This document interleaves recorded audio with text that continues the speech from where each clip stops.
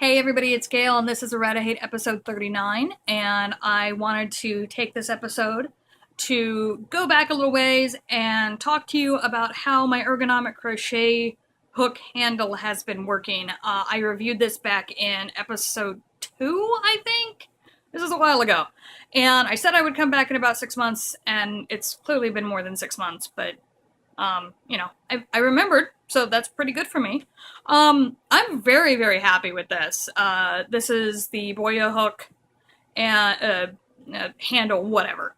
And my initial concerns about it, one of the big ones was that I had this little split right here where it's not flush against each other, which I was a little concerned about, but it hasn't gotten bigger, it hasn't gotten looser. So that's just a molding thing, most likely. I've used this for larger projects and smaller projects, and then I stopped using it for a while, which is one of the reasons I had to take a break and not do any how-tos for this batch of episodes so my hands could rest. But right now I have a D-hook in there for a project I'm working on, and it's still holding beautifully. The little rubber washers that go along with this, let me pop this out here. You can see it right there, and they're in great shape. I'm not getting any loss of elasticity. I'm not getting any breakage or crumbling. So they're very well made. I really have come to enjoy this tool a lot, and I'm very impressed with how well it's done, because I'm not nice to my hooks. I actually just found a splinter on one of my wooden hooks, so I have to go find some sandpaper. So the fact that this little tool here is doing so well is a sign that it is a very sturdy piece, and I highly recommend it if you haven't gotten it yet. So now you know, months later, it's doing a great job. I will relink it down at the bottom so that you have it. And that's pretty much it. It's a good little piece of equipment. It's about $10. It was very much worth its price.